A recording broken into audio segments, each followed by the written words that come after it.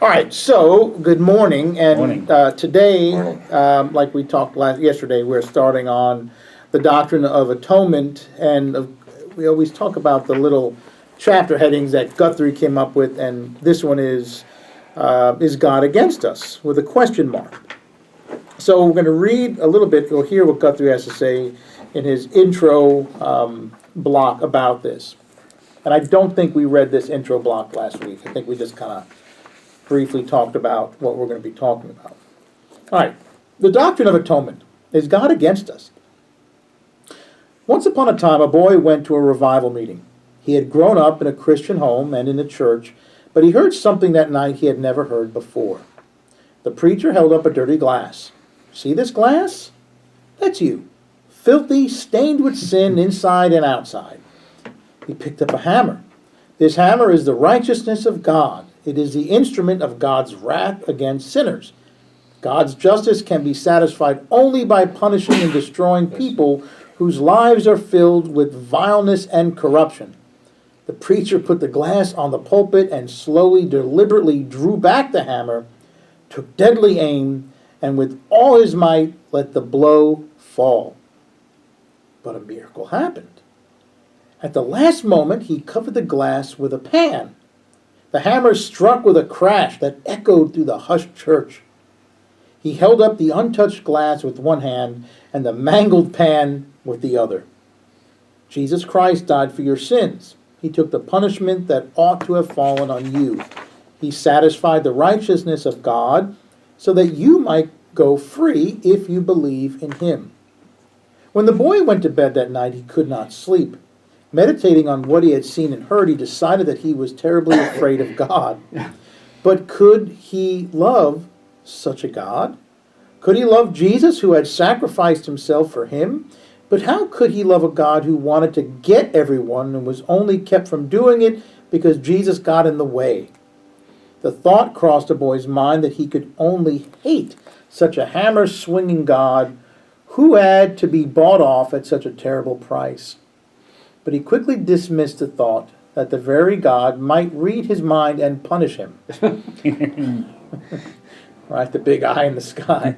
Some other thoughts also troubled the boy. Despite what the preacher said about the righteousness of God, is it really right to punish one person for what other people do?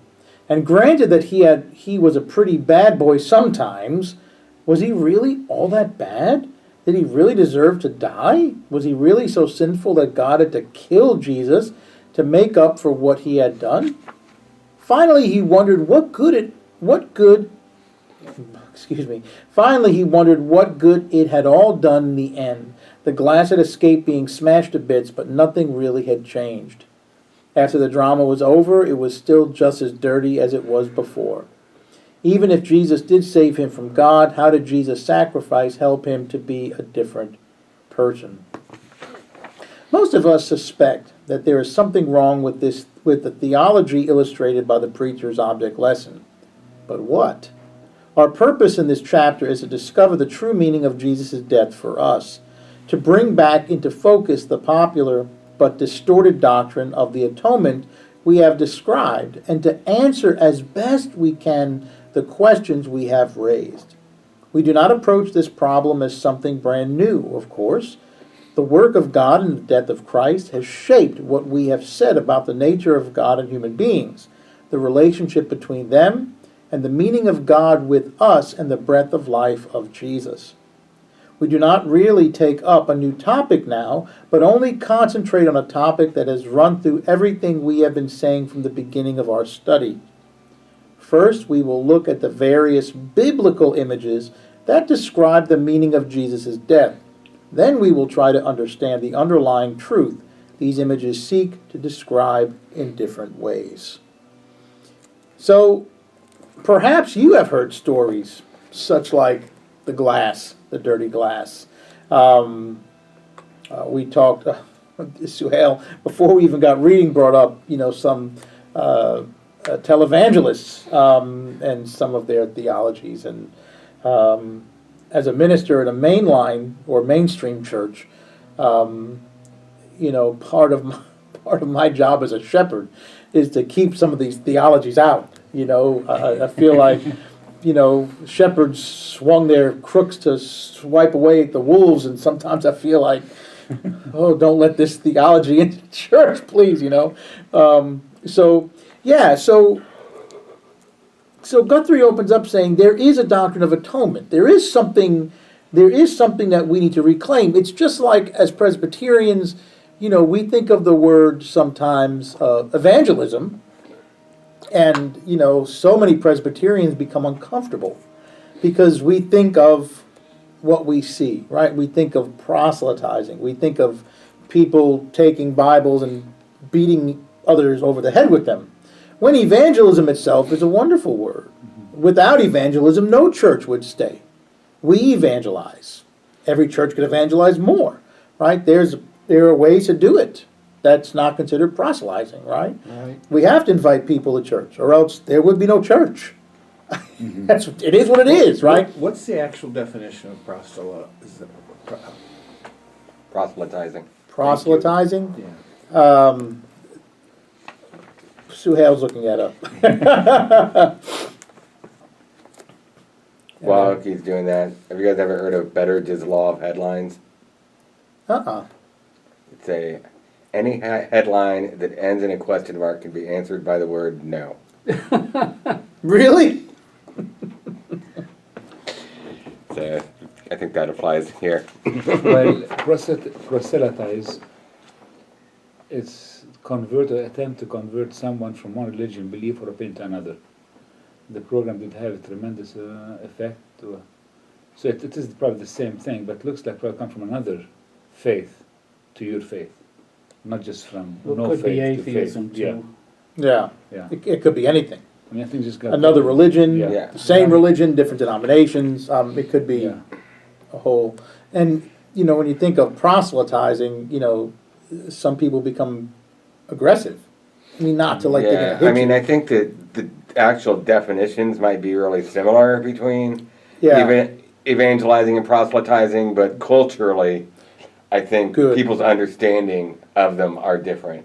Proselytizing is more heavy-handed.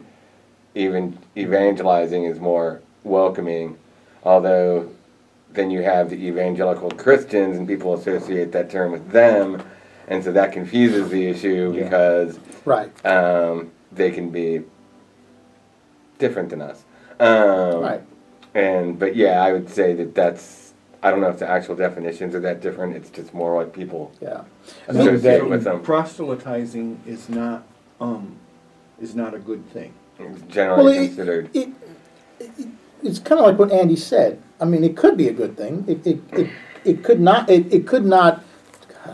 Speaking quadruple negatives, it could be a good thing, but culturally, it's become a bad thing because of people feel that some are very heavy-handed or pushy or invasive about it. Right. This is where we get the whole term. A lot of people are turned off by it. Yes, most definitely. Right. The Beating person someone has over the to head with be the Bible. Yeah, people ready think to of, like, receive it.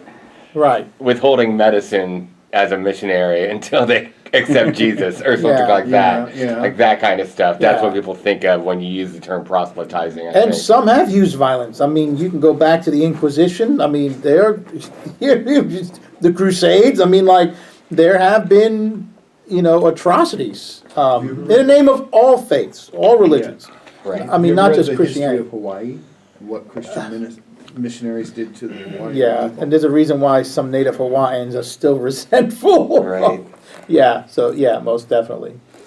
All right, so there are some biblical images, or there are some images, and the first one we're going to look at is the biblical image. And this is a shorter piece, and Guthrie's going to introduce it. When Jesus died, a dream died in the hearts of his followers.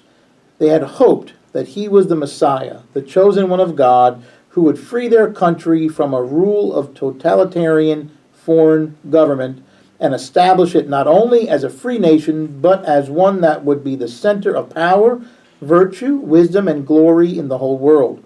They expected to be rewarded for their loyalty to him by receiving positions of honor and authority in the new government. But Jesus was a failure, He did not defeat his enemies, he was defeated by them. He did not free his nation, he was executed as another of many unsuccessful revolutionaries. Following him meant following a loser, not a winner. His death meant nothing but disappointed expectations and unfulfilled hopes. The end. Only after Easter morning and their experience of the presence of the risen Christ did the first followers of Jesus begin to understand that his death was good news, not just a tragedy. In order to interpret its positive meaning, they used various images or analogies already at their disposal from everyday life. If we are to understand their significance, we need to remember two things about them. All right, so let's keep that in mind if we're looking at the biblical images, right? Until the resurrection, and until his followers were aware of the resurrection, yeah, it's bad. He's gone. He's dead, and he was dead, right? So it's bad. All the times he was telling them, I'm coming back, I'm going to raise from the dead, it's lost within them. And it would be lost within us. We would be in the same boat as they were. We wouldn't be sitting there saying, oh, well, in 3 days he's coming back, let's just hang around. We would be just like them, It's easy for us to sit at this table looking back 2,000 years ago and saying, oh, such little faith. Doesn't work. We've been studying this stuff for a long time. They're living this as it's unfolding. So, when we think of the biblical images do not describe a theory. Each has value and each has limitations. And all four of these images are needed in interpreting Good Friday, right? So what we're thinking about, the cross and Jesus dying on the cross, we must keep in mind that each of these has its value and its limitation, or we could say its pro and its con. But we must keep in mind all of these images that we're about to hear. So the first of these images. The image does not describe a theory of atonement or a plan of salvation that explains what God must do and what must happen to Jesus if God wants to save the world. The first Christians had been forced to give up all their theories and plans because God did not act according to their calculations and their expectations. They used these images not to explain what God must do in order to save us, but to interpret what God actually did do. So that's the first, right? God chose to do it like this. There's nowhere that says that God had to do it like this, that Jesus had to die in this manner for it to work. It doesn't say that. This is the plan that God chose, right? Second, it is no accident that in the New Testament, several images are used to interpret the meaning of Jesus' death. No one of them is adequate by itself. Every one of them has its limitations and needs the emphasis of the others for a grasp of the total pictures, right? Total picture. So, yes? No, I'm good. I just heard voices, so I'm curious. So. Okay. Hey, You come wanna on in sit if you with want. us? We're just having study. Okay. This is Patty, everybody. Hi. We're just, this is one of the classes we're studying Reformed Theology. Oh, my. So, Lesson plans. what we must understand is when we think about the theory of atonement, is that there are so many different theories, there are so many different examples of how the early Christians understood what happened on the cross. There are lots of different images that are used, not just one. So we must pay attention to all. The images serve the event, not the event with the images. You get that? The images serve the event, not the event with the images. So you can't say, okay, well, Jesus was crucified. Therefore, how I'm going to describe it, this is how God felt about it. Again, this is humans, these are Jesus' followers, the early church, trying to make sense of what happened, right? So it's a descriptor of the event, and according to Guthrie, the event is served by the images, not vice versa, right? That's very important. No one image can say everything that needs to be said. We must remember both things if we are not to fall into the error of taking one another of them too literally and too exclusively, thus forcing the death of Jesus to fit our theories rather than letting our theories be corrected by what actually happened. So, when we are trying to figure out how does this theory of atonement fit, remember, everything that we come up with, is going to be less. It's not going to we can't fully understand what exactly is going on in God's mind, right? So we must understand that we must not fall into that trap that this is the right way. Our way of understanding it, this is it. It's not. This is our struggle trying to understand the meaning of why it happened. Right? It's our perspective. Although they often overlap and run into each other, we can distinguish four main images used in the New Testament to interpret the meaning of the first Good Friday. All right? So it's important as we progress to try to understand a biblical understanding of atonement, right? And not just, this is a dirty glass, which is us, and God is ready to destroy us with a hammer, but here comes Jesus until Jesus gets away and bam, right? Jesus protects us, takes our guilt, our sins that we deserved, and this is the only way that it had to happen like this, right? And you might have heard that somewhere. I guarantee you have. I have. Numerous times, right? And this is where many people will get, well, even in the New Testament, God can be an angry and vindictive God. If you think about it, that's pretty tough, right? So Guthrie says, look, the crucifixion, it is a key point in our theology. You cannot erase that, nor should we erase that.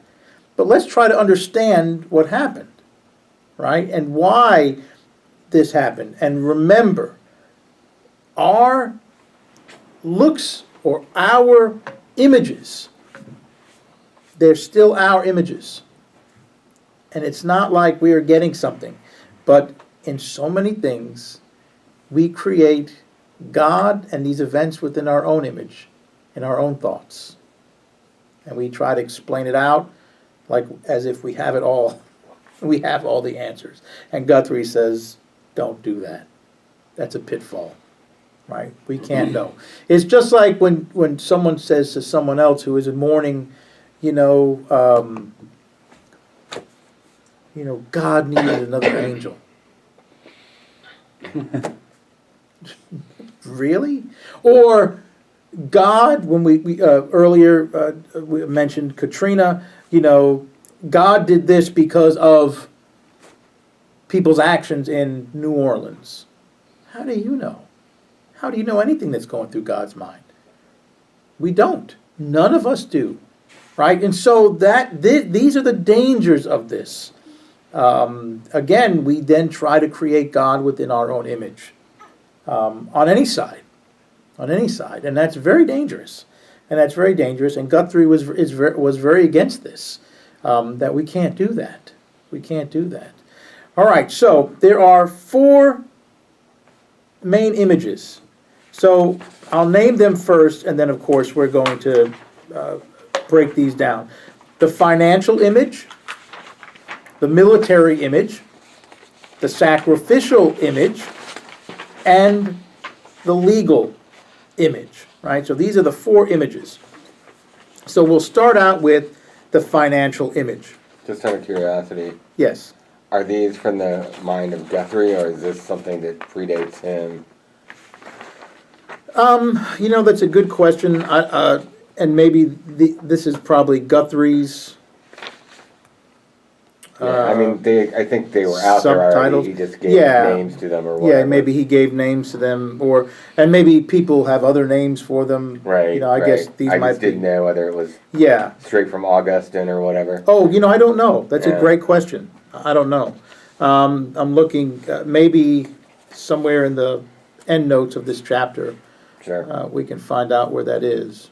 Yeah. All right. So the financial image. The scene is a slave market or a prison camp. There sit captives who have lost their freedom, but a man steps up and pays the price or gives the ransom money to purchase their freedom or redeem them.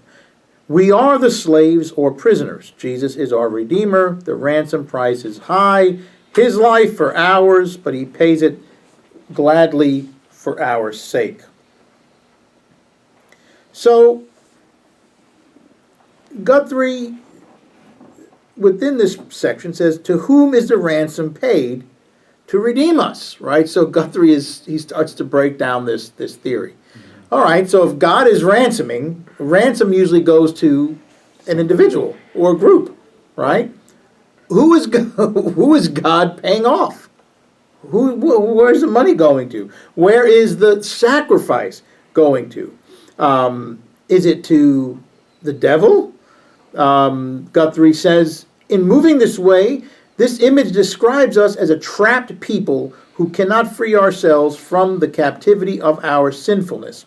It describes Jesus as one who, at great cost to himself, sets us free. But we ought not to try to make the image to say any more than this. We push it too far when we ask to whom the ransom is paid. For there, the analogy breaks down. Right? So remember, Guthrie said there's going to be these 4 images, right? And within these images, there is some have value. They all have some value, and they all have limitations, right? And the pitfall is to look at one and say, this is it. This is exactly what God was thinking about, and not realizing that they all have their weaknesses, their pros and their cons, right? Does not the death of Jesus mean that we are saved by rather than from? Saved by rather than from. Yeah, I missed by. Does not the death of Jesus mean that we are saved by rather than from God? Okay, so that's the pitfall. That's the pitfall. So, Because of all the times I've heard this, I've never actually thought, who are you paying the ransom to? Right. who are you paying the And- ransom and now to? that you mention it, yeah, I mean, all of a sudden, yeah, we should have asked this question. Who are we being ransomed from? Yeah, Right, because yeah. ransom from God himself, Yeah. that doesn't make much sense. Right, and this is the pitfall. Guthrie says, this is the weakness of this. If we push the analogy too far, to whom the ransom is paid, the analogy breaks down. I think he robbed Peter to pay Paul. Yeah, I think that's- Was that the first time he robbed Peter? Yeah. and stuff. But we're saved by the grace of God, Right, not from. yes, right. yes. This is where this breaks down. And this is where this breaks down. Because who are we being ransomed? Where is this payment going? Right? And this is why Guthrie says each of these will have their strengths, but they will also have their weakness. And we must remember, all of these things, this is human interpretation. These are human images. So they're all going to be, some of them will say, hey, that's a great strength. And it is. And then they say, but that's a horrible weakness. And it is. So it's just, remember, it's the church with our finite minds trying to wrap around this concept that's not of this world.